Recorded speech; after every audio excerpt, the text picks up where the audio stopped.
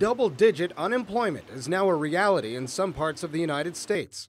41 markets across the country have unemployment rates higher than 10% or more.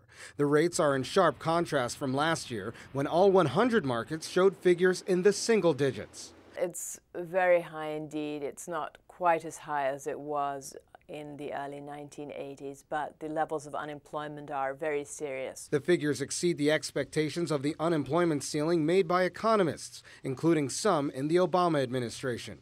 The news is not being taken lightly from President Barack Obama, who on Friday hailed the White House's economic achievements. I realize that none of this is much comfort to those Americans who are still out of work and struggling to make ends meet.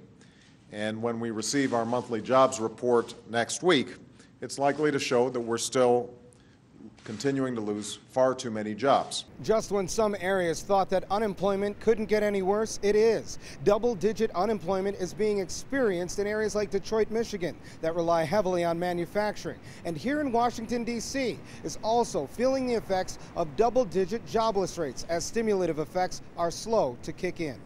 Labor analysts say that signs of economic recovery could be misconstrued because of copious government spending that offsets the display of a weakened labor market. We need unemployment to go down to give us solid economic growth, because that way consumers will have money in their pockets. They'll be able to go out shopping, and our economic recovery will really take off. And what about the shovel-ready jobs that the stimulus helped create?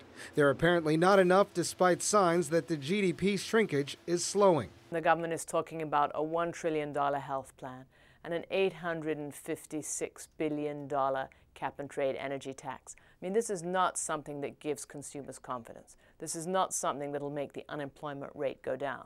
We need to focus on getting consumers back to work.